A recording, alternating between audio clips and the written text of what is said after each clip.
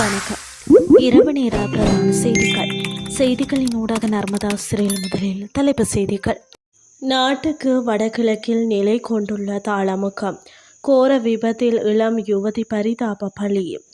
அடங்க மறுக்கும் இற்றம் புதிய வரி விதிப்புகளை வெளியிடப் போவதாக அறிவிப்பு. இனி விரிவான செய்திகள்.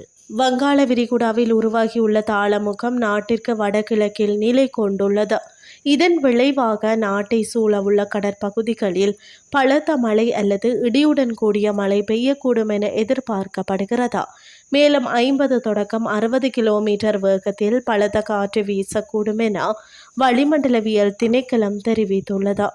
கோர வீதி விபத்தில் இளம் யுவதி ஒருவர் பரிதாபமாக உயிரிழந்துள்ளார்.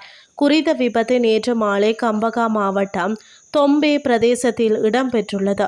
தொம்பே பிரதேசத்தை சேர்ந்த 21 வயதுடைய யுவதியை இவ்வாறு உயிரிழந்துள்ளார். அவர் தனது மோட்டார் சைக்கிளில் பயணித்துக் கொண்டிருந்த போதும் எதிரே வந்த கயஸ் ரக வாகனத்துடன் நேருக்கு நேர் மோதி இந்த விபத்து சம்பவித்துள்ளது. விபத்தின் போது ஏற்பட்ட பலத்த காயங்கள் காரணமாக அந்த யுவதி சம்பவ இடத்திலேயே உயிரிழந்துள்ளார் என்று காவல்துறையினர் தெரிவித்தனர். விபத்தில் மோட்டார் சைக்கிள் பலத்த சேதமடைந்துள்ளது. விபத்து தொடர்பில் விசாரணைகள் முன்னெடுத்த காவல்துறையினர் கயஸ் ரக வாகனத்தின் சாரதியான 24 வயதுடைய இளைஞரை கைது செய்துள்ளனர். சாரதியின் கவனக்குறைவான வாகனம் செலுத்தியமையே விபத்துக்கு காரணம் என முதற்கட்ட விசாரணைகளில் தெரிய வந்துள்ளது. சடலம் பிரேத பரிசோதனைக்காக வைத்தியசாலையில் வைக்கப்பட்டுள்ளதுடன் மேலதிக விசாரணைகளை காவல்துறையினர் மேற்கொண்டு வருகின்றனர். இனி வெளிநாட்டு செய்திகள். அமெரிக்க ஜனாதிபதி டொனால்ட் ட்ரம்ப் விதித்த வரி செல்லாது என அந்நாட்டு உச்ச நீதிமன்றம் அறிவித்ததுடன் அவரின் வரி விதிப்புகளையும் ரத்து செய்தது. இதனால் கடுப்பான அவர் தனது சிறப்பு அதிகாரத்தை பயன்படுத்தி அனைத்து நாடுகளுக்கும் புதிதாக 10% வரி விதிக்கப்படுகிறது என்று அறிவித்தார். பின்னர் அந்த வரியை 15% உயர்த்தினார்.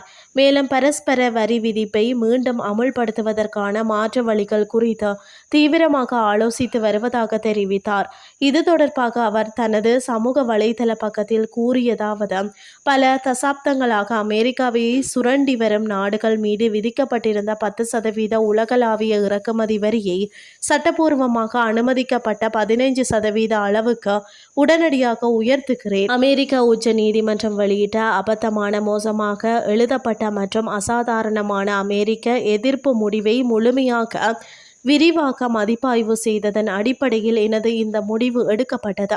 அடுத்த குறுகிய மாதங்களில் எனது நிர்வாகம் புதிய மற்றும் சட்டப்பூர்வமாக அனுமதிக்கப்பட்ட புதிய வரி கட்டணங்களை தீர்மானித்து வெளியிடும் என தெரிவித்துள்ளார்.